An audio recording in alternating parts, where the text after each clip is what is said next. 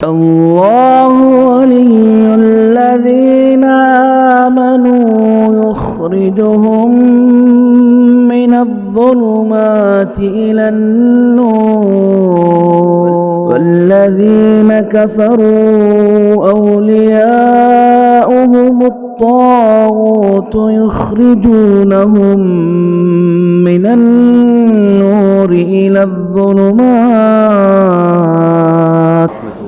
وبركاته. بسم الله الرحمن الرحيم. الحمد لله والصلاة والسلام على رسول اللہ اما بعد. محترم بھائیوں، بزرگوں، نوجوان ساتھیوں، پیارے بچوں، ماں اور بہنوں، 15ویں پارے کی تفسیر اور خلاصہ آپ کے سامنے پیش کیا جا رہا ہے. اس پارے کے آغاز میں اللہ تبارک و تعالی نے اسراء کا واقعہ ذکر کیا ہے. اسراء اور معراج یہ دو الگ الگ چیز ہے، اور یہ دونوں چیزیں اللہ کے نبی صلی اللہ علیہ وسلم کو ایک ہی رات میں کرایا گیا. مکہ مکرمہ کے اندر اللہ کے نبی صلی اللہ علیہ وسلم 13 سال رہے.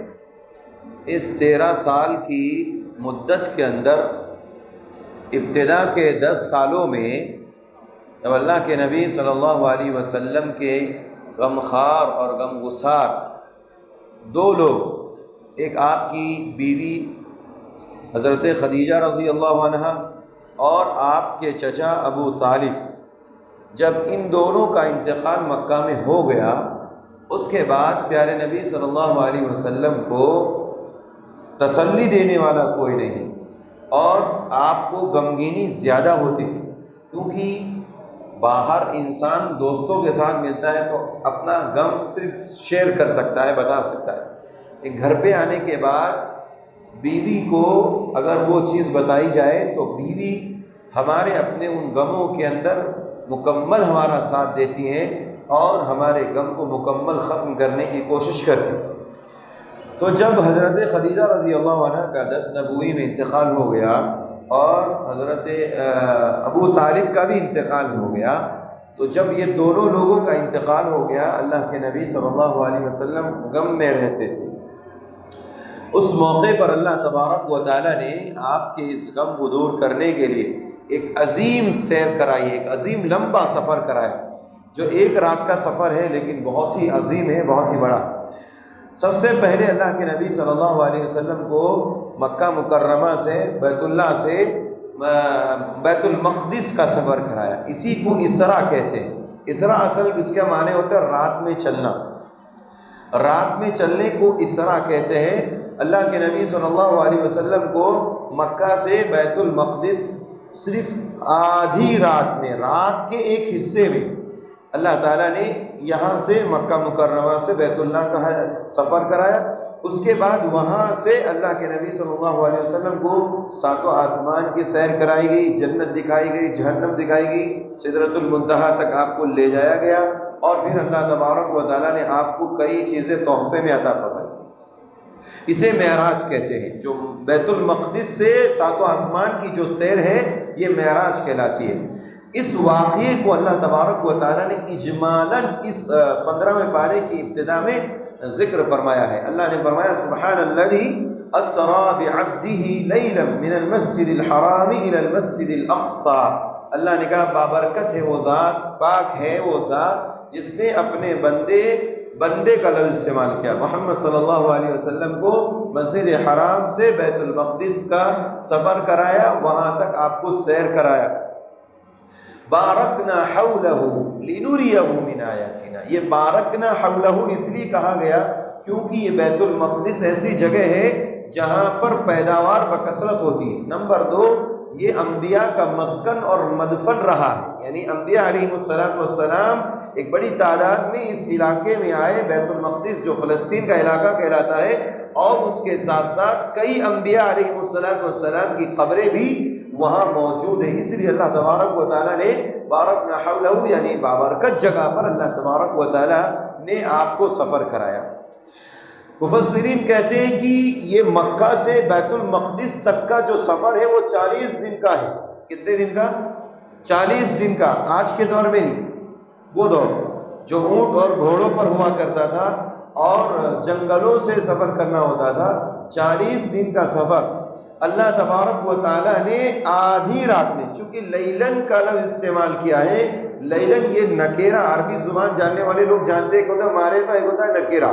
نکیرہ میں تھوڑا سا کم ہوتا ہے، یعنی کم تھوڑا، اس معنی یہ معنی پایا جاتا ہے۔ تو آپ نے، اللہ تعالیٰ نے فرمایا کہ پوری رات نہیں بلکہ رات کا کچھ حصہ، اس کے اندر اللہ تبارک و تعالیٰ نے آپ کو مکہ سے بیت المقدس اور پھر بیت المقدس سے ساتوں آسمان کی سیر کرائی۔ یہ اللہ تبارک و تعالیٰ کا بہت بڑا اعجاز ہے ہمارے نبی صلی اللہ علیہ وسلم کے لیے۔ اللہ تعالیٰ نے نبی صلی اللہ علیہ وسلم کے لیے خاص یہ انتظام کیا اور آپ کو سفر کرایا۔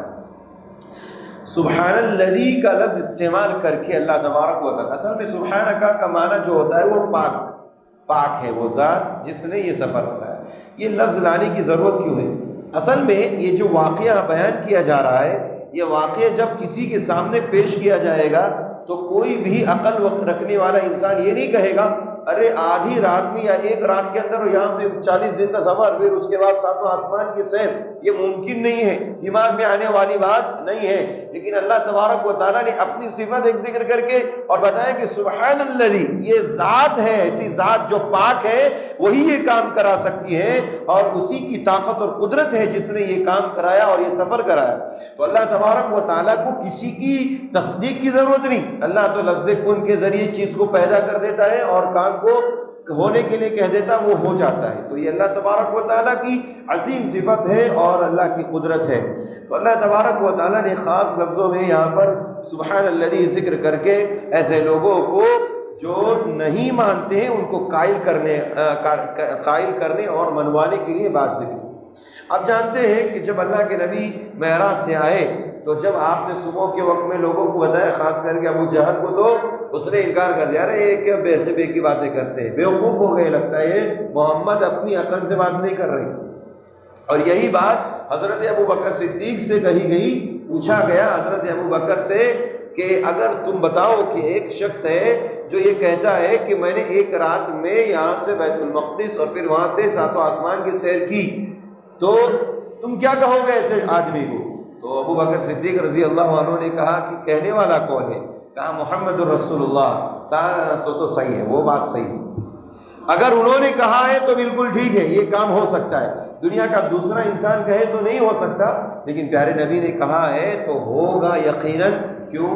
یہ ہمارے نبی کا اعجاز ہے اور یہیں سے آپ کو صدیق کا لقب ملا۔ ابو بکر صدیق رضی اللہ عنہ کو صدیق کا لقب یہیں سے ملا۔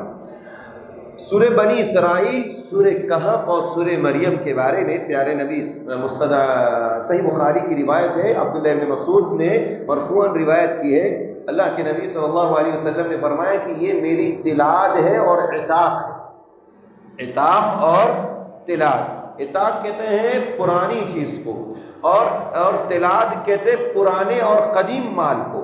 اللہ تعالیٰ نے پیارے نبی صلی اللہ علیہ وسلم پر بنی اسرائیل، یہ جو سورت ہے اس کا نام بنی اسرائیل بھی ہے اور سورہ اسراء بھی، اسی طرح سے سورہ مریم اور سورہ کہف، کنٹینیو 3 جو صورتیں آ رہی ہیں، یہ ابتدائی دور میں اللہ کے نبی صلی اللہ علیہ وسلم پر اتاری گئی تھی، مکہ کے ابتدائی دور میں، اول ابتدائی دور میں اتاری گئی، اس لیے اللہ کے نبی نے کہا کہ یہ میرا تلاد ہے، یعنی پرانا مال ہے، اور یہ عتاق ہے، یہ قدیم صورتیں ہیں جو مجھے اللہ تعالیٰ نے آسمان سے اتار کر کے دی تھی، نازل کی تھی۔ اس کے اندر بنی اسرائیل کا بھی واقعہ ذکر کیا گیا ہے، اس لیے اس کو سورہ بنی اسرائیل بھی کہتے ہیں، اور اسراء اس وجہ سے کیونکہ آپ کو یہ سفر کرایا گیا تھا۔ اس کے بعد آگے بتایا جا رہا ہے کہ قیامت کے دن اللہ تبارک و تعالی ہر ایک کے گلے میں توق ڈال دے گا نامہ اعمال کا۔ اب یہ نامہ اعمال اچھے ہو یا برے، ہر ایک کو اس کے گلے میں پہنا دے گا، ڈال دیا جائے گا، اور کہے گا اقرا کتابک کفی بنفسک اليوم علیک حسیبا، تم خود اپنا حساب و کتاب پڑھ لو، تم نے دنیا میں کیا نیکی کی، کیا برائیاں کی، کیا اچھائیاں کی، کیا برائیاں کی، سب تمہارا اس کے اندر موجود ہے، اب تم کھول کر کے خود ہی دیکھ لو اور پڑھ لو، اور تم اپنے تئیں فیصلہ کر لو کہ تم جنتی ہو یا جہنمی ہو۔ نیکیاں زیادہ ہیں، انسان اللہ تبارک و تعالیٰ کے فضل و کرم سے جنت میں داخل کر دیا جائے۔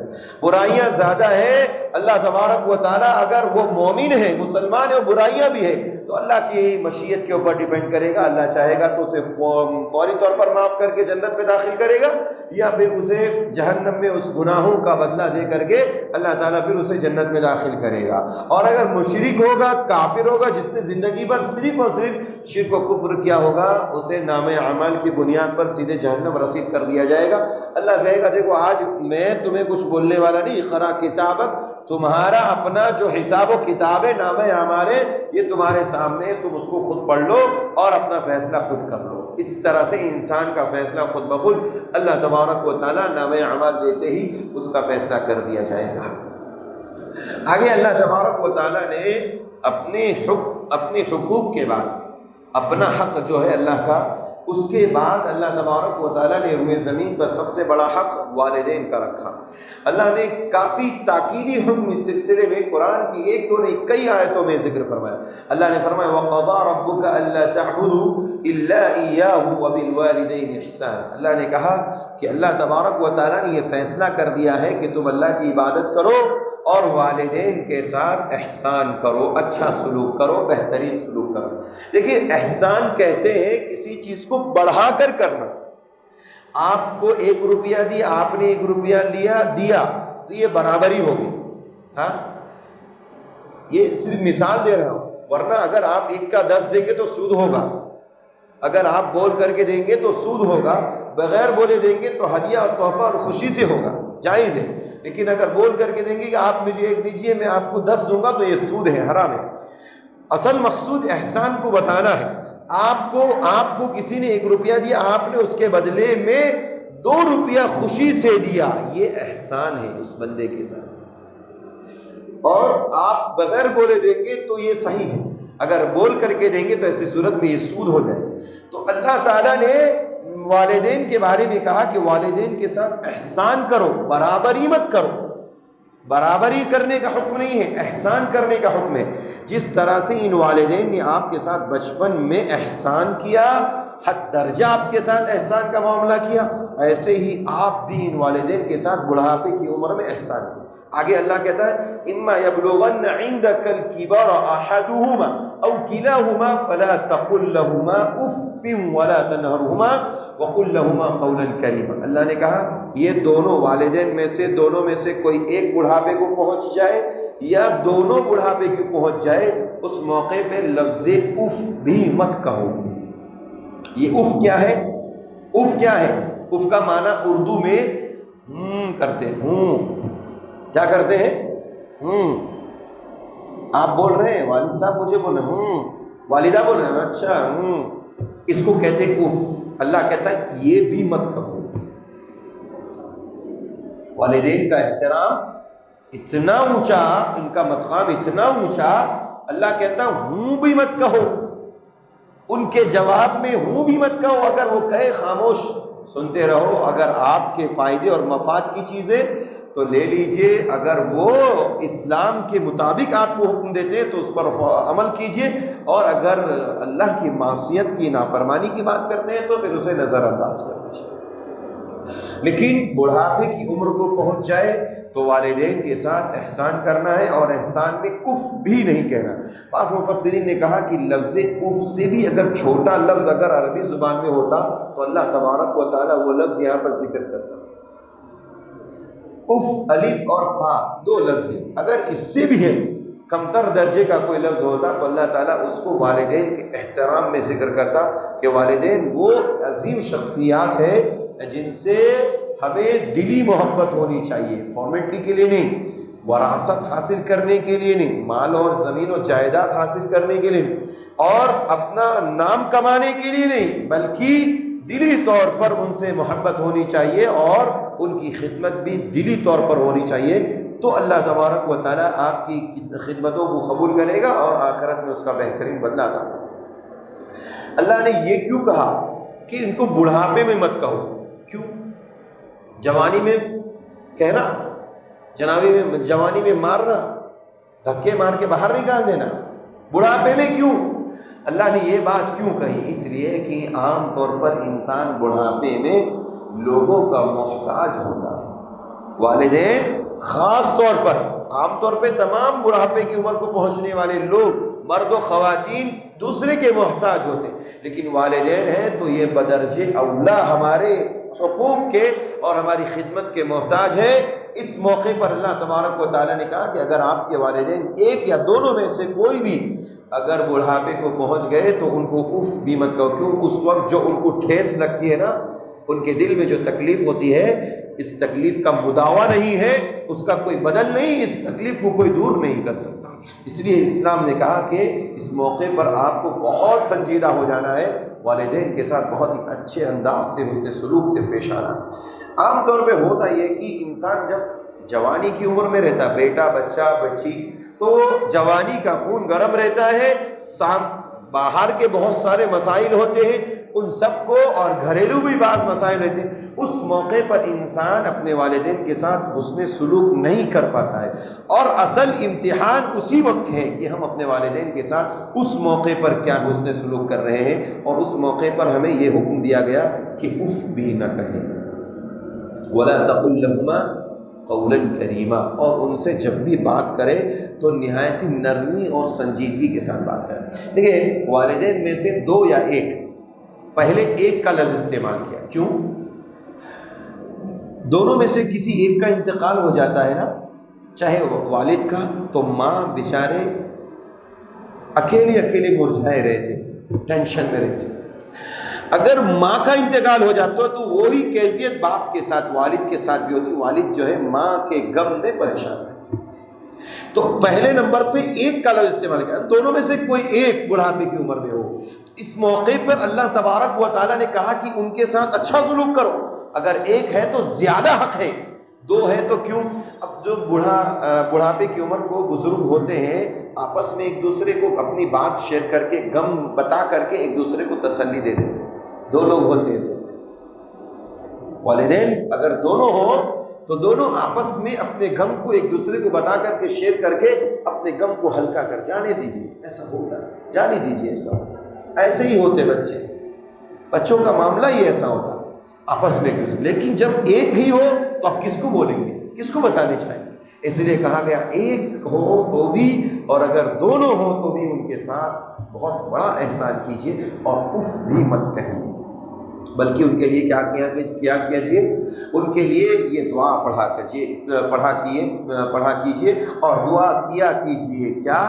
رب ارحمہما کما ربیانی صغیرا، رب ارحمہما کما ربیانی صغیرا، پروردگارا ان میرے والدین پر جو بوڑھے ہو گئے ہیں، عمر کو پہنچ چکے ہیں، ان کے اوپر تو ایسے ہی رحم فرما جیسے انہوں نے ہمارے اوپر بچپن میں رحم کیا۔ بچپن میں ہم چھوٹے سے بچے تھے، پیشاب کر دیتے تھے، کھانا نہیں کھا پاتے تھے، ماں چبا کر کے لقمہ منہ میں ڈالتی، پیشاب پاخانہ گندگی کو صاف ماں کرتی، گیلے پہ خود سوتی، ہم کو سوکھے پر سلاتی۔ ماں کی ممتا اور ماں کی خدمات کو اگر گنانا شروع کروں تو وقت کم پڑ جائے گا، لیکن اسی لیے اسلام نے کہا کہ ان کی خدمت بڑھاپے کی عمر میں۔ اب دیکھیے، جو بچپن میں ہمارے ساتھ انہوں نے کیا ہے، بڑھاپے کی عمر میں ان کے ساتھ ہو رہا ہے۔ اب بڑھاپے کی عمر میں جب انسان پہنچ جاتا ہے تو ان کے اندر وہ طاقت نہیں ہوتی کہ وہ باتھ روم تک جا کر کے ٹوائلٹ باتھ روم کرے، کبھی کبھار ان سے وہ بستر میں ہو جایا کرتا، تو اس موقع پر منہ نہیں کرنا ہے، بولنے کی بات تو بہت دور ہے، کیسی گندگی پھیلاتے ہو، عجیب ہے، اتنا نہیں معلوم یہاں پر باتھ روم ہے، وہاں جا کر کے ٹوائلٹ باتھ روم کرنا چاہیے، یہ کہنے کی بات تو بہت دور ہے۔ اگر ان سے یہ چیز ہو جائے تو ہوں بھی نہیں کہنا ہے، اف بھی نہیں کہنا، بلکہ خاموشی کے ساتھ اس چیز کو صاف کرنا ہے، گندگی کو، بلکہ ان کے ساتھ مزید احسان کرنا ہے۔ اور جانتے ہیں یہ صرف لڑکے کی ذمہ داری نہیں، لڑکی کی بہو کی بھی ذمہ داری۔ بعض بہو ایسا ہے سمجھتی ہے کہ ہمارے اوپر ساس سسر کی خدمت نہیں ہے۔ کس نے کہا آپ کو ساس سسر کی خدمت کے؟ جو ماں باپ آپ کے تھے، آپ اپنے والدین کے ساتھ کیا کریں گے اگر آپ کے والدین بڑھاپے کی عمر کو پہنچیں گے؟ اگر آپ نے ان کو والدین نہیں سمجھا، آپ کے اپنے سسر کو، ساس کو، تو ایسی صورت میں آپ صحیح معنوں میں اسلام کی تعلیم کو نہیں سمجھ سکے اور آپ نے ابھی اپنے شوہر کے حقوق کو ادا نہیں کیا۔ ٹھیک ہے، مرد ہے تو مرد کی خدمت کرے، خواتین ہے، خاتون عورت ہے اور ماں کی خدمت کرے، لیکن خدمت کرنا یہ بہو کی بھی ذمہ داری ہے۔ بہو یہ کہہ کر کے میری کوئی ذمہ داری نہیں ہے، میں باہر چلی جاتی ہوں، میں ہٹ جاتی ہوں، مجھے الگ رہنا ہے، یہ کہہ کر کے الگ ہونا یہ بہت ہی غلط بات ہے۔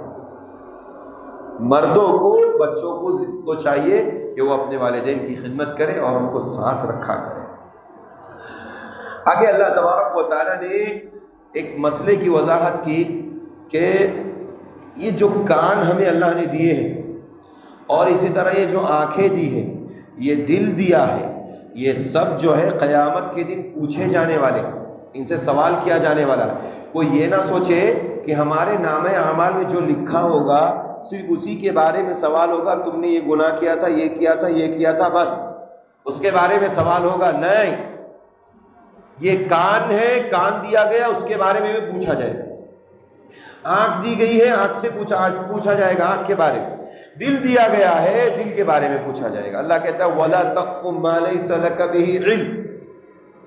دیکھو، جس کے بارے میں علم نہیں ہے اس میں اپنی زبان مت کھولو، اس میں اپنے دماغ کے گھوڑے مت دوڑاؤ اور زبان مت کھولو، اپنے آپ کو اس میں ہلاک مت کرو۔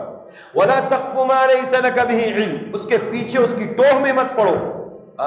اس کے بعد کہا کہ ان السمع والبصر والفؤاد كل اولئك كان عنه مسؤولا، یہ کان قیامت کے دن پوچھے جائیں گے۔ یہ پوچھا جائے گا اس کان سے تم نے کیا سنا تھا، حق بات سنی تھی کہ بری بات سنی تھی، اس کان سے تم نے لوگوں کی برائی سنی تھی یا اچھائی سنی تھی، کان سے تم نے کسی کی ٹوہ میں پڑھ کر کے کسی کی برائی سنی تھی یا اچھائی کو سنا تھا، نیک کام کو سنا تھا۔ اس کان کے بارے میں پوچھا جائے گا۔ لیڈ لگا کر کے گانے اور موسیقی کو سنا تھا یا قرآن مجید کو سنا تھا، اس کان کے بارے میں پوچھا جائے گا۔ ہمارے وہ نوجوان، ہمارے وہ بھائی اور بہنیں جو ہمیشہ رمضان کو چھوڑ کر کے عام دنوں میں آپ دیکھیے سفر کرتے ہوئے نظر آئیں گے، آپ پڑوس میں بیٹھے ہوئے بازو میں بیٹھتے کے ساتھ موبائل نکالے، کان میں لیڈ آپ سنیں اور اکیلے ایسے جھوم رہے اور پتہ نہیں کیا۔ بازو والا پریشان ہے، پوچھنا چاہ رہا ہے کچھ، کون سا اسٹیشن آیا بھائی، یہ تکلیف ہے، یہ پرابلم ہے، کچھ نہیں، بازو میں کون ہے، کچھ نہیں۔ صاحب الذنب جو کہا گیا اس کا حق ہے، صاحب الذنب میں یہ مسافر بھی آپ کے بازو میں بیٹھنے والا، اس کا بھی حق ہے جو ادا کرنا ضروری ہے۔ تو یہ ساری چیزیں اگر کوئی شخص سنتا ہے اچھی بات ہے، لیکن کیا سنتا ہے اس کے بارے میں سوال کیا جائے گا۔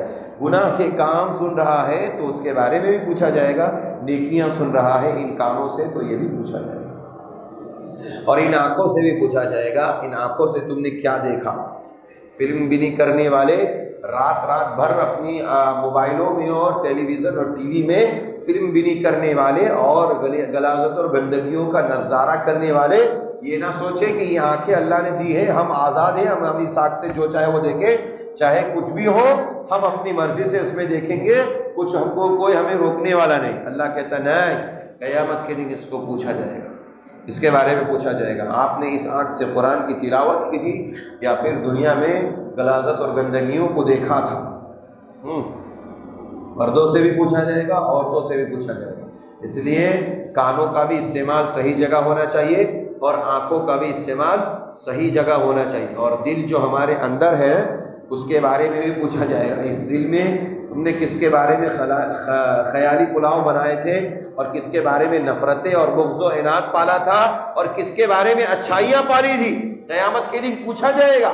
جس کے بارے میں اچھائیاں اور خیر اور بھلائی اس دل کے اندر پالی تھی اور اس کے ذریعے سے لوگوں کے درمیان اچھائی کو عام کیا تھا، قیامت کے دن اس کے بارے میں پوچھا جائے گا۔ اور برائی اگر کسی کے بارے میں حسد اور بغض، نفرت، عداوت، دشمنی اس دل کے اندر بغض و عناد کے طور پر پالی ہوگی، قیامت کے دن یہ نہیں پوچھا جائے گا۔ اس لیے ہمیں اللہ نے دل دیا ہے تو ہم آزاد نہیں ہیں کہ بس دل میں صرف اللہ کی محبت ہوگی اور ایک خاص مخصوص چیز کی محبت ہوگی اور مخصوص چیز ہی اندر داخل ہوگی، باقی کچھ نہیں۔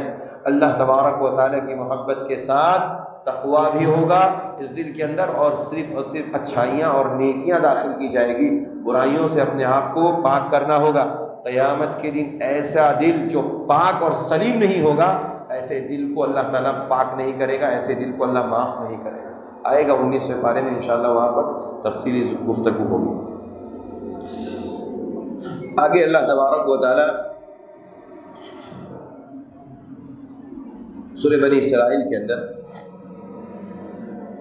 قیامت کے دن ذکر کر رہا ہے کہ قیامت کے دن ہر ایک کے ساتھ ایک امام ہوگا، ہر ایک کو اپنے امام کے ساتھ بلایا جائے گا. یوم ندعو کل اناس بامام، ہر ایک قوم یا ہر ایک جماعت، ہر ایک امت، ہر ایک انسان اپنے اپنے امام کے ساتھ بلایا جائے گا.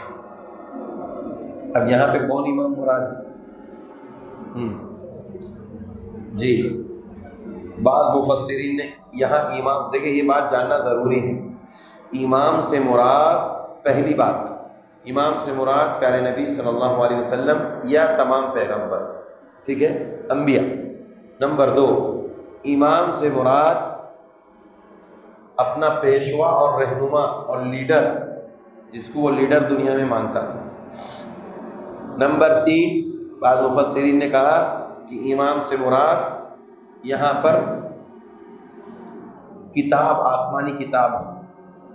اب اس اعتبار سے اس کا معنی یہ ہوا کہ امام ہر ایک انسان کو، ہر قوم کو امام سے بلایا جائے گا، امام کے ساتھ، یعنی کہا جائے گا اے اہل کتاب، اے اہل تورات، اے اہل انجیل آؤ ادھر آؤ، اور کہا جائے گا اے اہل قرآن، قرآن والے ادھر آؤ.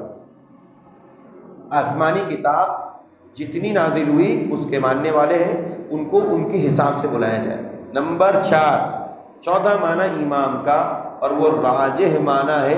امام ابن کثیر اور فتح القدیر میں امام شوکانی رحمہ اللہ نے دونوں اس آخری والے معنی کو راجح قرار دیا. وہ یہ ہے کہ امام سے مراد یہاں پر نامہ اعمال ہے، یا امام سے مراد نامہ اعمال، یعنی ہر ایک انسان کو اس کے نامہ اعمال کے ساتھ بلایا جائے گا. قیامت کے دن ہر ایک انسان کو اس کا نامہ اعمال دیا جائے گا، بلایا جائے گا. پہلے معنی کے اعتبار سے اگر ہم دیکھیں، امام کا معنی پیشوا اور رہنما اور لیڈر. آج لوگ کہتے ہیں دیکھو امام کی اقتداء نہیں کیے، امام کی پیروی نہیں کیے اور امام کی تقلید نہیں کیے تو اللہ قیامت کے دن آپ کو کون سے امام کے ساتھ بلائے گا؟ امام صاحب کو اگر آپ نے نہیں مانا، چاروں مشہور امام میں سے کسی ایک کو فالو نہیں کیا، تو قیامت کے دن آپ کو اس آیت کریمہ کی روشنی میں کس امام کے ساتھ بلایا جائے گا؟ تو شافعی مسلک کے ماننے والے کہتے ہیں امام شافعی کے ساتھ، امام احمد بن حنبل کو ماننے والے کہتے ہیں حنبلیوں کے ساتھ، امام احمد کے ساتھ، اور حنبلی کہتے ہیں، اور مالکی کہتے ہیں امام مالک کے ساتھ، امام ابو حنیفہ کو ماننے والے کہتے ہیں امام ابو حنیفہ کے ساتھ بلایا جائے گا. پوچھا گیا محمدیوں تم کو کس کے ساتھ بلایا جائے گا؟ کہا محمد الرسول اللہ صلی اللہ علیہ وسلم کے ساتھ بلایا جائے گا. تو یہ باتیں بنائی ہوئی ہیں. یہاں امام سے مراد چاروں ائمہ مراد نہیں ہے، امام سے مراد پیشوا اور رہنما ہے، لیڈر ہے. اب اس میں اچھے اور برے کی جس نے تمیز کی ہوگی اسی حساب سے اس کو بلایا جائے. اگر کسی نے برے شخص کو اپنا لیڈر، رہنما اور آئیڈیل بنایا ہوگا اور اسی کے ساتھ اس نے زندگی گزاری ہوگی تو پھر اس کے ساتھ بلایا جائے گا پہلے معنی کے مطابق. اور اگر اس نے اپنا امام محمد الرسول اللہ صلی اللہ علیہ وسلم کو بنا کر کے زندگی بھر اسی کے مطابق عمل کیا ہوگا اور آپ ہی کو لیڈر، رہنما، رہبر مانا ہوگا تو قیامت کے دن اس کو نبی صلی اللہ علیہ وسلم کے ساتھ بلایا جائے گا. اور تمام اہل الحدیث کے لیے یہ شرف اور خوشی کی بات ہے، قیامت کے دن ہم سب کو اللہ تبارک و تعالیٰ اپنے نبی محمد رسول اللہ صلی اللہ علیہ وسلم کے ساتھ بلایا جائے گا. لیکن راجح بات جو میں نے بتائی، یہاں مراد نامہ اعمال ہے، ہر ایک کو اپنے نامہ اعمال کے ساتھ قیامت کے دن بلایا جائے گا اور اس کے بعد اللہ تبارک و تعالیٰ لوگوں کے درمیان فیصلہ کرے گا. آگے اللہ تبارک و تعالیٰ نے پیارے نبی صلی اللہ علیہ وسلم کو ایک مقام دینے کا وعدہ کیا، مقام محمود. جانتے ہیں مقام محمود؟ یہ شفاعت کے بعد اللہ کے نبی کو عطا کیا جائے گا. یہ واحد نبی ہے ہمارے نبی کہ جن کو یہ مقام، اور یہ سب سے اونچا مقام ہوگا جو عطا کیا جائے گا، پہلے کبھی کسی انبیاء کو نہیں دیا جائے گا. اس مقام محمود کے حصول سے پہلے اللہ تبارک و تعالیٰ نے ایک بہت پیاری بات ذکر کی. کیا کہا؟ وَمِنَ اللَّيْلِ فَتَهَجَّدْ بِهِ نَافِلَةً لَكَ عَسَىٰ أَن يَبْعَثَكَ رَبُّكَ مَقَامًا مَحْمُودًا. پیارے نبی سے کہا گیا آپ صبح میں بھی رات میں بھی سب وقت میں نماز پڑھیے، آپ کے اوپر جو فرض ہے۔ اس کے علاوہ کہا کہ رات کی خاص نماز، وَمِنَ اللَّيْلِ فَتَهَجَّدْ بِهِ نَافِلَةً لَكَ، آپ رات میں تہجد کی نماز پڑھیے۔ کیوں؟ عَسَىٰ أَن يَبْعَثَكَ رَبُّكَ مَقَامًا مَحْمُودًا، ان قریب آپ کو اللہ رب، آپ کا رب مقام محمود تک پہنچائے گا۔ معلوم کیا ہوا؟ اگر انسان کو کوئی بڑی نعمت ملنے والی ہے اور بڑی نعمت کا اگر اللہ تبارک و تعالیٰ نے اس کے حق میں فیصلہ کیا ہے، اس نعمت کے ملنے کے بعد اسے قیام اللیل اور رات کی نماز تہجد کا اہتمام کر کے اس کو باقی رکھنا چاہیے۔ جیسے پیارے نبی صلی اللہ علیہ وسلم کو مقام محمود دینے کا اللہ نے وعدہ کیا، اس سے پہلے کہا آپ تہجد کی نماز پڑھتے رہیے، آپ کے لیے نفل ہے، یہ ایک ذریعہ ہے آپ کے اس مقام تک پہنچنے کا۔ دنیا میں اگر کوئی شخص اونچے مقام پر پہنچنا چاہتا ہے تو قیام اللیل کا اہتمام کیجیے، اور یہ رمضان کا مبارک مہینہ آتا ہی ہماری ٹریننگ کے لیے ہے، تاکہ ہم ٹرین ہو جائے اور بقیہ ایاموں میں بھی یہ تہجد کی نماز، یہ قیام اللیل، یہ تراویح کی نماز ہم برابر پڑھتے رہیں، تاکہ ہم اللہ تبارک و تعالیٰ کے یہاں سب سے اونچا مقام حاصل کر سکیں۔ اس کے بعد آگے اللہ تبارک و تعالیٰ نے ایک آیت کریمہ نازل فرمائی، جاء الحق وزهق الباطل ان الباطل كان زهوقا۔ یہ آیت کریمہ جب نازل ہوئی، حق آ گیا اور باطل مٹ گیا۔ یہ مکہ کے اندر نازل ہوئی ایک صورت ہے اور آیت کریمہ ہے، مکی صورت ہے۔ تو اللہ تبارک و تعالیٰ نے جب یہ آیت کریمہ نازل فرمائی تو پیارے نبی صلی اللہ علیہ وسلم، حدیث کے اندر آتا ہے اللہ کے نبی صلی اللہ علیہ وسلم کے پاس ایک چھوٹی سی چھڑی تھی، آپ خانہ کعبہ کے اندر جتنے 360 بت تھے ان تمام بتوں کو ایک ایک کو چھڑی سے ایسا کر رہے تھے۔ جب فتح مکہ کے موقع پر آپ مکہ میں داخل ہوئے، اس موقع پر آپ بیت اللہ اور خانہ کعبہ میں داخل ہو کر کے ایک ایک بت کو مار رہے تھے، گرا رہے تھے، کہتے تھے جاء الحق وزهق الباطل ان الباطل كان زهوقا، حق آ گیا، باطل مٹ گیا، اور باطل کا کام ہی مٹنا تھا۔ آج بھی اگر انسان حق اور باطل کی لڑائی کو دیکھے اور قرآن اور سنت کے مقابلے میں اگر کوئی اپوزٹ میں کھڑا ہو، توحید کے اپوزٹ میں اگر وہ کھڑا ہے تو وہ باطل ہے۔ توحید، قرآن و سنت یہ حق ہے، اور جب حق آ جائے تو باطل کا پھر کچھ بھی نہیں چلتا۔ اسلام نے یہ اصول اور ضابطہ بتا دیا کہ جب حق آ جائے تو ہمیں آمنا صدقنا کہہ کر کے تسلیم کر لینا چاہیے، مان لینا چاہیے۔ یہی مکہ والے، ان کو اللہ کے نبی صلی اللہ علیہ وسلم 13 سال مکی زندگی کے اور 8 سال مدینہ کے برابر سمجھاتے رہے، لیکن یہ نہیں مانے۔ جب آپ فاتح مکہ ہو کر کے بن کر کے داخل ہوئے، سب لوگ آپ کے پاس آ کر کے کہتے تھے محمد صلی اللہ علیہ وسلم ہم آپ کے اوپر ایمان لاتے ہیں، تو جبر کرتے ہوئے ماننا پڑا ان کو، ورنہ پہلے عزت سے مان لیتے تو ان کی فضیلت تھی، وہ مہاجر کہلاتے اور ان کو اور بھی فضیلت حاصل ہوتی۔ بہرحال اللہ تبارک و تعالیٰ نے یہاں پر یہ بات ذکر کر دی کہ جب حق آ جائے تو حق کو قبول کر لینا ہے، باطل کو چھوڑ دینا ہے، اور باطل کا کام ہی مٹنا ہے۔ اس کے بعد آگے والی آیت میں اللہ تبارک و تعالیٰ نے قرآن کریم کی فضیلت کو ذکر فرمایا۔ قرآن کریم کے بارے میں کہا کہ قرآن کریم یہ شفا ہے، وَنُنَزِّلُ مِنَ الْقُرْآنِ مَا هُوَ شِفَاءٌ وَرَحْمَةٌ لِّلْمُؤْمِنِينَ۔ قرآن مجید کی کوئی بھی آیت آپ بطور شفا پڑھیں گے انشاءاللہ آپ کو شفا ملے گی، انشاءاللہ آپ کو شفا ملے گی۔ کیوں؟ کیونکہ قرآن کو اللہ نے مکمل شفا قرار دیا۔ وَنُنَزِّلُ مِنَ الْقُرْآنِ مَا هُوَ شِفَاءٌ وَرَحْمَةٌ لِّلْمُؤْمِنِينَ، یہ شفا بھی ہے اور مومنوں کے لیے رحمت بھی ہے۔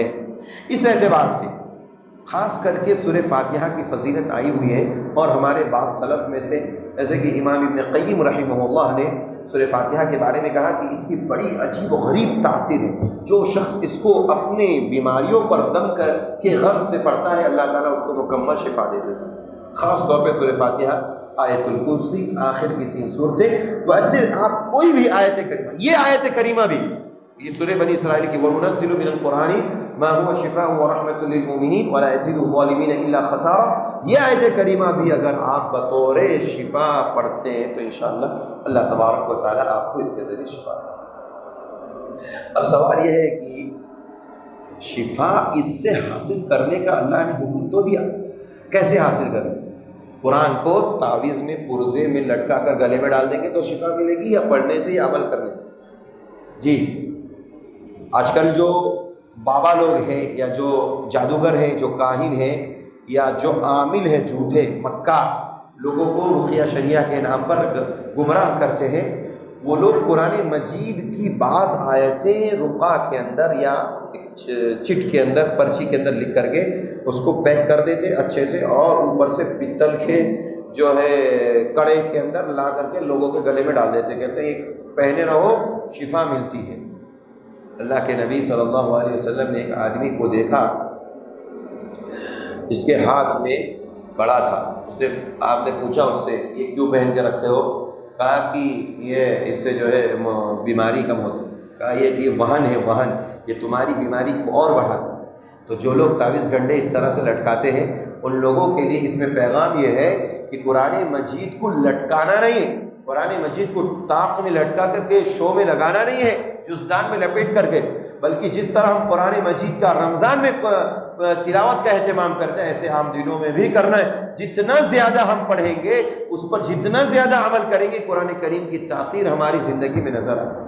یہ بہت عظیم کتاب ہے، جتنا زیادہ پڑھیں گے آپ، ہم کوئی بھی انشاءاللہ اس کی تاثیر ہماری زندگی میں نظر آئے۔ آگے بتایا یہ جا رہا ہے کہ اللہ تعالیٰ نے کہا کہ دیکھو روئے زمین پر چلتے ہوئے اترا کے مت چلو، وَلَا تَمْشِ فِي الْأَرْضِ مَرَحًا إِنَّكَ لَن تَخْرِقَ الْأَرْضَ وَلَن تَبْلُغَ الْجِبَالَ طُولًا۔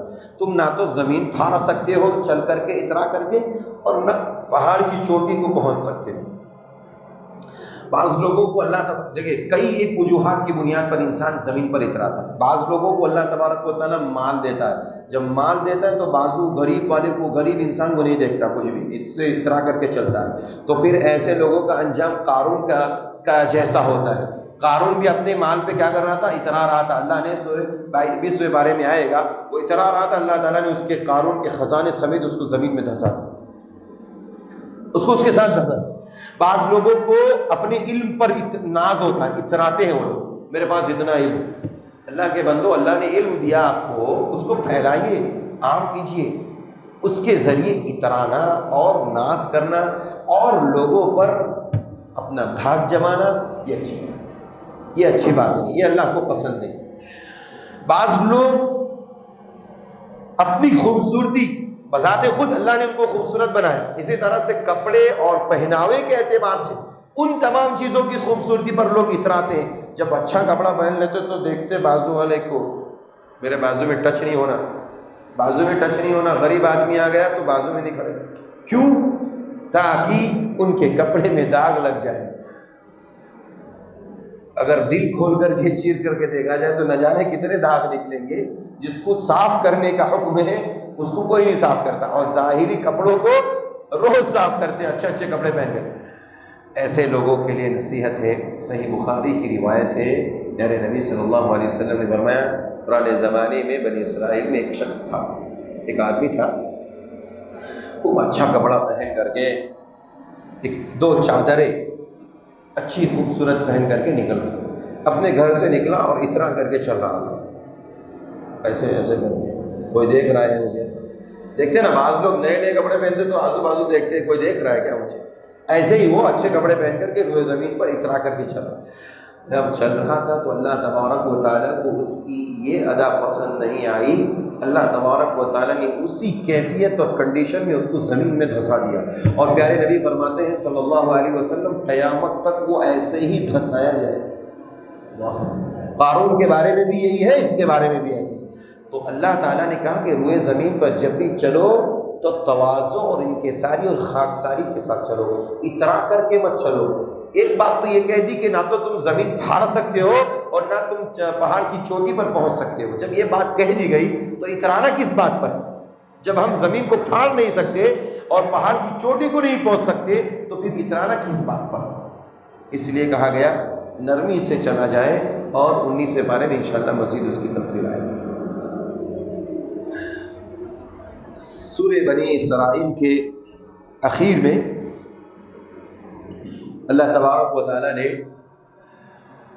مشرکین کا ایک اشکال تھا۔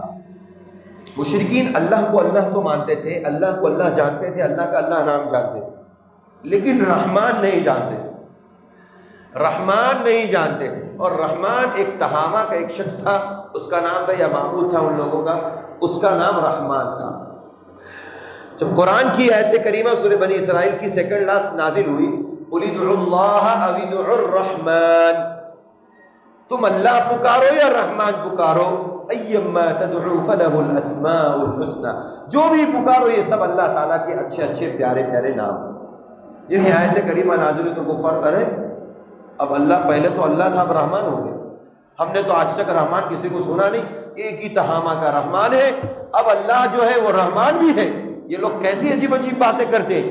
تو اللہ نے کہا کہ دیکھو اللہ کا نام اللہ بھی ہے، اللہ کا نام رحمان بھی ہے، رحیم بھی ہے، یہ سارے اللہ کے پیارے پیارے نام ہیں، جس سے تم پکارو گے اللہ کو، اللہ تمہاری پکار کو قبول فرمائے گا۔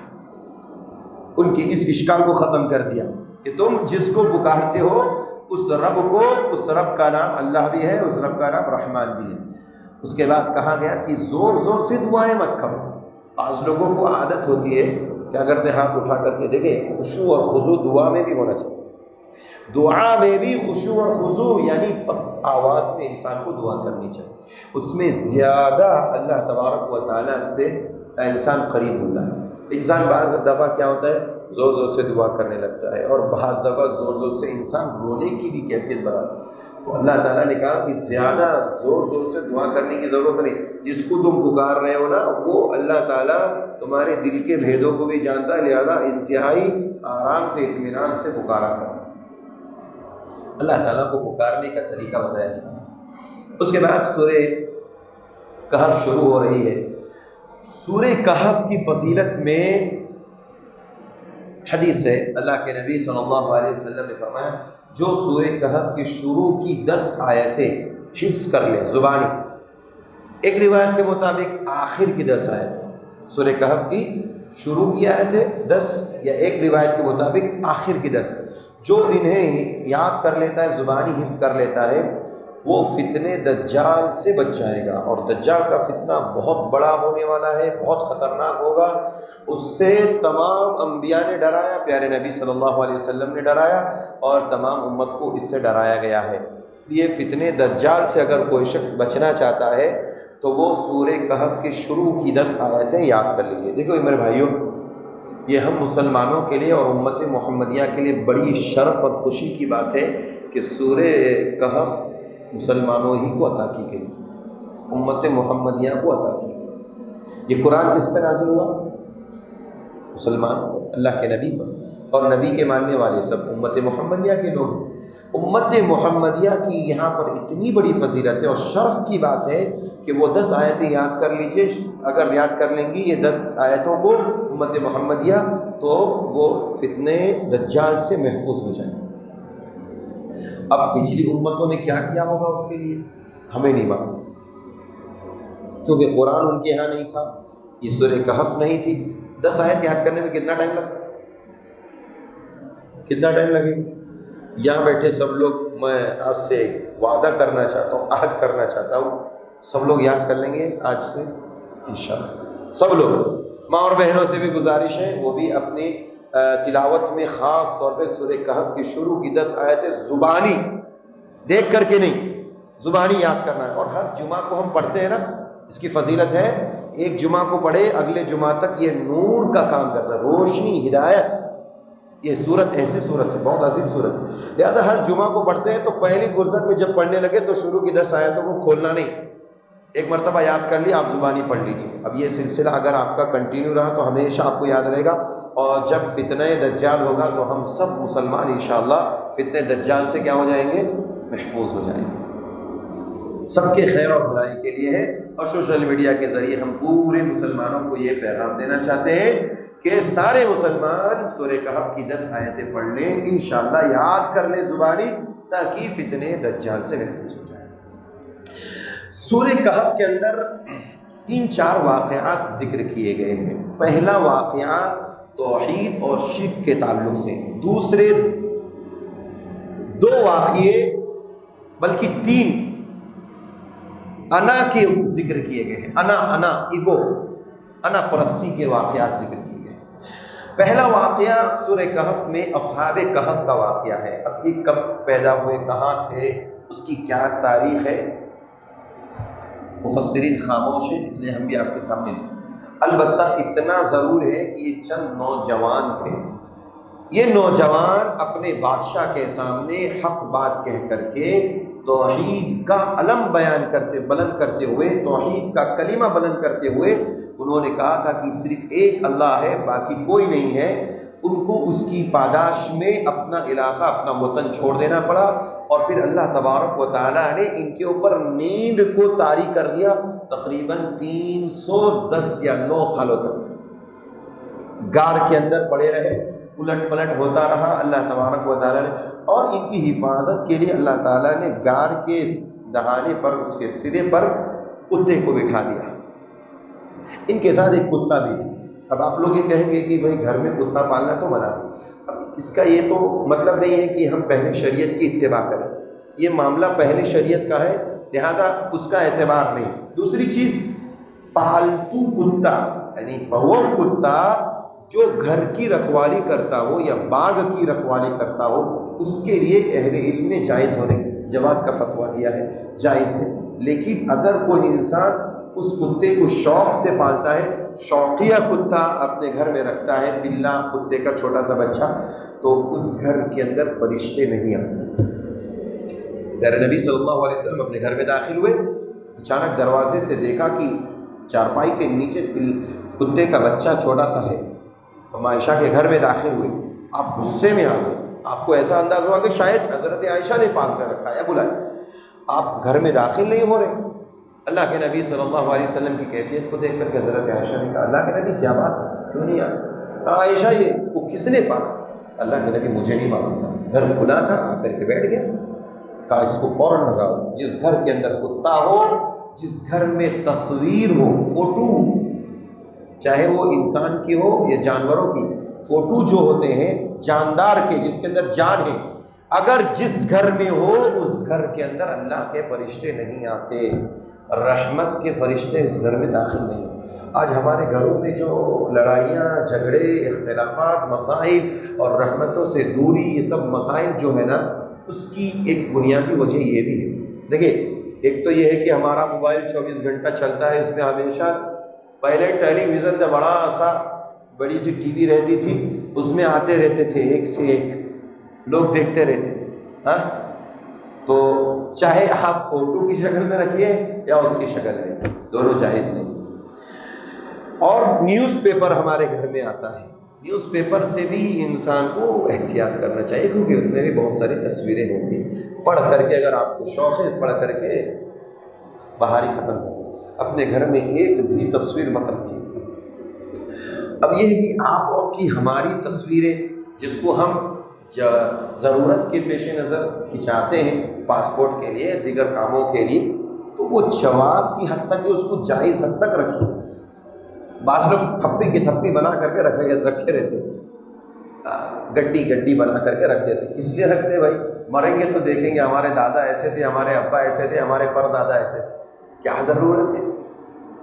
نہیں، ایسا نہیں، ضرورت کے پیش نظر صرف آپ رکھیے، اور اس کے بعد زائد ہے تو اس کو جلا کر کے ختم کر دیجیے۔ تو کتے کی بات اس لیے ہے کیونکہ اصحاب کہف جو تھے ان کے ساتھ کتا بھی تھا، اللہ نے اس کو جگہ پر، اس غار کے سرے پر جو رکھا تھا، اس لیے کہ لوگ یہ تصور نہ کریں کہ یہاں پر کوئی ہے، یہاں پہ کچھ لوگ آباد ہیں، یہاں پر موجود ہیں، یہ اللہ تعالیٰ کی مرضی تھی۔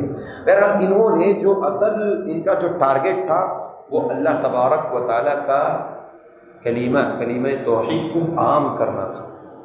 اس میں یہ پیغام ہے کہ جس دور میں بھی انسان کو کلمہ توحید کے لیے ستایا جائے، تو ایسی صورت میں اگر جگہ تنگ کر دی جائے، زمین تنگ کر دی جائے، تو وطن کو چھوڑ کر کے دوسرے علاقے میں چلے جا سکتے ہیں۔ جب ان کو ہوش آیا تھا تو ان کے پاس جو پہلے کی جو کرنسیاں تھیں وہ لے کر کے جب سماج کے اندر بھیجا تو کہا، لوگوں نے دیکھتے کہ ارے یہ تو بہت پرانے زمانے کی ہے، بہت پرانے زمانے کی۔ اصحاب کہف کے واقعے سے ہمیں یہ پیغام ملتا ہے کہ جب کبھی کسی موقع پر ہمیں بھی اگر ستایا جا رہا ہو توحید کے لیے اور توحید پر عمل کرنے کے لیے، تو ہم ہجرت کر کے دوسرے علاقوں میں جا سکتے ہیں جہاں ہم محفوظ ہوں۔ جیسا کہ اللہ کے نبی صلی اللہ علیہ وسلم کے زمانے میں مکہ سے لوگ حبشہ گئے، مکہ سے مدینہ گئے ہجرت کر کے اپنے دین کو بچانے۔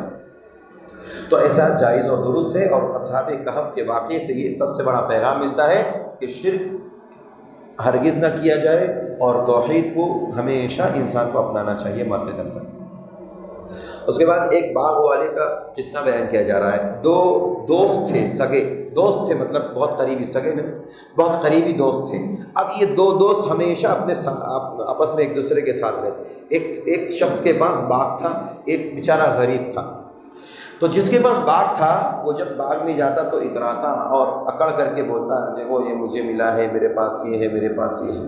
ایک دن اس غریب ساتھی اور دوست نے اس کو سمجھایا، دیکھو یہ اکڑ اور انا یہ اللہ کو پسند نہیں ہے۔ اس نے کہا کہ نہیں، یہ سب مجھے میری محنت سے ملا ہے، تو پھر اس میں اکڑنے اور اس کی کیا بات ہے۔ بہرحال اللہ تبارک و تعالیٰ کو اس کی انا پسند نہیں آئی۔ میں نے جیسے کہ کہا کہ انا اکثر منک مالا، اس نے یہی کہا، انا اکثر، میں انا اس کی انا تھی۔ اس انا کی وجہ سے وہ مال پر اور اسی طرح فوج پر، لوگوں پر وہ انا کر رہا تھا، گھمنڈ کر رہا تھا، تکبر کر رہا تھا۔ اللہ کو اس کی انا پسند نہیں آئی۔ اللہ تبارک و تعالیٰ نے اس کے پورے باغ کو تہس نہس کر دیا اور اس کو غریب بنا دیا۔ تو اللہ کے یہاں کیا ہے؟ دیر ہے اندھیر، دیر ہے دیر نہیں، ابھی نہیں تو کبھی بھی اللہ تعالیٰ انسان کو پکڑ کر کے رہتا ہے۔ اس لیے کبھی انا نہیں، کسی بھی چیز پر انا نہیں ہونا چاہیے، کسی بھی چیز پر ایگو نہیں ہونا چاہیے۔ اور ایک انا ہی کا واقعہ آگے بیان کیا جا رہا، بہت پیارا، حضرت موسیٰ علیہ السلام اور خضر کا۔ موسیٰ علیہ السلام نے کہہ دیا، ایک مرتبہ وہ اپنے سماج میں تھے، لوگوں نے پوچھا موسیٰ یہ بتاؤ کہ روئے زمین پر سب سے زیادہ جاننے والا کون، سب سے زیادہ جاننے والا؟ کہا انا اعلم، کیا کہا انہوں نے؟ میں سب سے زیادہ جاننے والا۔ یہ بخاری کی روایت ہے۔ اللہ تبارک و تعالیٰ کو موسیٰ علیہ السلام کی بھی انا پسند نہیں ہے۔ میں نے بتایا تھا کہ انا کسی بھی چیز پر ہو، علم پر ہو، عمل پر ہو، دنیا پر ہو، ذات پر ہو، شخصیت پر ہو، عہدے اور منصب پر ہو، کسی پر بھی ہو، اللہ کو انا کسی کی پسند نہیں، چاہے وہ نبی ہی کیوں نہ ہو۔ موسیٰ علیہ السلام کی انا اللہ کو پسند نہیں آئی۔ موسیٰ کو کہا، موسیٰ تم جانتے ہو تم سے بھی زیادہ جاننے والا ہمارا ایک بندہ روئے زمین پر ہے، جاؤ سفر کرو، جاؤ سفر کرو، مجمع البحر پر ایک میرا بندہ ملے گا تمہیں، وہ تم سے بھی زیادہ جانتا ہے۔ اب اپنے نوجوان ساتھی کو لے کر کے حضرت موسیٰ چلے راستے میں، اور کچھ کھانے کے لیے کچھ لے لیا تھا، بھنی ہوئی مچھلی تھی۔ قدرت کو دیکھ، اللہ کی قدرت کو دیکھیے، اللہ اکبر، بھنی ہوئی مچھلی کود کر کے، زندہ ہو کر کے سمندر کے اندر راستہ بنا کر کے چلی گئی، اللہ اکبر۔ جب وہ اس مجمع البحر پر پہنچ گئے تھے، اس کے بعد تھوڑی دیر کے لیے انہوں اطمینان کے لیے بیٹھے، اس درمیان وہ مچھلی ٹوکرے سے نکل کر کے اندر سمندر میں چلی گئی اور راستہ بن گیا تھا۔ اس کے بعد پھر وہ لوگ آگے چلنے لگے۔ موسیٰ علیہ السلام کو ذرا تھکان ہوئی تو کہا لو کھانا لاؤ، وہ بھنی ہوئی مچھلی ہے، لاؤ کھاؤ، کھانا کھاتے۔ کہا مچھلی تو وہیں چلی گئی تھی جناب، آپ تو ہم لوگ بہت آگے آ گئے۔ کہا اللہ کے بندے وہیں تو ہمیں جانا تھا۔ مجمع البحر سنگم کو کہتے ہیں، دو سمندروں کے ملنے کی جگہ کو سنگم کو مجمع البحر کہتے ہیں۔ کہا وہیں تو ہمیں جانا تھا۔ بہرحال وہاں گئے، پھر واپس پلٹ کر کے وہ دیکھا کہ ایک شخص ہے، ان کا نام خضر ہے۔ ان سے کہا کہ هل استطيعك على ان تعلمني مما علمت رشدا، کیا میں آپ کے ساتھ رہ سکتا ہوں؟ انك لن تستطيع، دیکھو موسیٰ تم ہمارے ساتھ رہ کر کے تم صبر نہیں کر پاؤ گے۔ وہ جذباتی انسان تھے موسیٰ علیہ السلام، جذبات والے انسان، یعنی ہوا جو معاملہ ہوا اس کا فوراً ریئیکشن ہو جانا، اس کا علاج فوراً ہو جانا، وہ والے انسان تھے۔ تو کہا دیکھو تم ہمارے ساتھ صبر نہیں کر پاؤ، رہنے کی بات تو کر رہے ہو لیکن صبر نہیں کر پاؤ۔ کہا کہ نہیں، ستجدونی انشاءاللہ من الصابرین، مجھے آپ صبر کرنے والوں میں سے پائیں گے۔ کہا ٹھیک ہے چلو، چلے سمندر میں کشتی میں بیٹھ کر کے خضر آگے بڑھے اور آگے چل کر کے اس کشتی کی لکڑی کو اکھیڑ دیے۔ موسیٰ علیہ السلام صبر نہیں کر، ارے سب کو ڈبو کر کے مار دیں گے کیا؟ موسیٰ تم کو میں بولا تھا نا کہ تم صبر نہیں کر پاؤ گے۔ اب وہاں سے چلے آگے اتر گئے، اترنے کے بعد راستے میں ایک بچے کو دیکھا، بچے کی گردن مڑوڑ دیے خضر۔ موسیٰ علیہ السلام ایک چھوٹے سے بچے نے کیا تمہارا بگاڑا تھا، کیا نقصان کیا تھا، اس کو مار دیے؟ کہا موسیٰ اب تم ہمارے ساتھ نہیں رہ سکتے، تم صبر نہیں کر پاؤ گے، میں آپ کو پہلے بول چکا۔ کہا نہیں ایک اور موقع دیجیے۔ گئے ایک بستی میں، ایک بستی والوں کو کہا ہم مہمان ہیں، مہمان نوازی کیجیے۔ مہمان نوازی کرنے سے بستی والوں نے انکار کر دیا کہ نہیں۔ وہاں دیکھا کہ ایک دیوار گرنا چاہتی تھی، گرنے ہی والی تھی، خضر نے اپنے ہاتھ سے اس کو ٹھیک کر دیا، اس دیوار کو صحیح۔ موسیٰ علیہ السلام اس پہ بھی بھڑک گئے، جس قوم نے آپ کو کھانے سے منع کر دیا، کھلانے سے منع کر دیا، ایک لقمہ دینے سے منع کر دیا، آپ نے اس قوم کی دیوار کو ٹھیک کر دیا، بڑے عجیب و غریب کام کرتے ہیں آپ۔ موسیٰ یہی میرے اور آپ کے درمیان فراق ہے، جدائی ہے، جاؤ اب تمہارا کام ختم ہو، اب تمہارا کام ختم۔ لیکن جاتے جاتے میں تم کو بتا دیتا، دیکھو کشتی کو اس لیے توڑا گیا تھا کیونکہ آگے ایک بادشاہ رہتا تھا، وہ تمام کشتیوں کو لوٹ لیتا تھا، اور میں چاہتا تھا کہ اس کشتی کو بچا لیا جائے اور اس کشتی کا مالک جو ہے اپنے پاس اپنی کشتی کو باقی رکھے، اس لیے اس کو میں نے خراب۔ اچھا مجھ سے بھی زیادہ علم رکھنے والے، دیکھیں کہ موسیٰ علیہ السلام کو پتہ چل رہا ہے مجھ سے بھی زیادہ علم والے روئے زمین پر ہے، اللہ نے بتایا تھا۔ اور جہاں تک مسئلہ اس بچے کو مارنے کا تھا، وہ اپنے باپ کا نافرمان تھا، اس لیے میں نے اس کو مار دیا۔ اچھا یہ بھی بات، دیوار جو گر رہی تھی اس کو میں نے ٹھیک کیا، اس دیوار کے نیچے 2 یتیم بچوں کا خزانہ رکھا ہوا تھا، میں نے چاہا کہ اس خزانے کو محفوظ کر دوں تاکہ وہ بچے بڑے ہو تو وہاں سے نکال دیں۔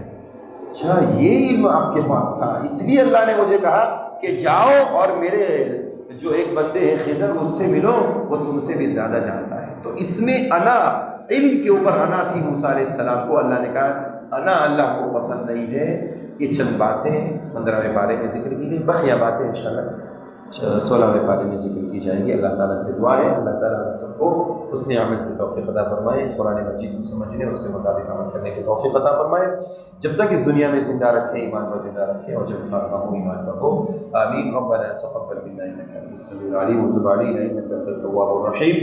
صلی اللہ علی نبینا محمد وعلی آلہ وصحبہ اجمعین، وآخر دعوانا ان الحمد للہ رب العالمین۔ السلام علیکم ورحمۃ اللہ وبرکاتہ۔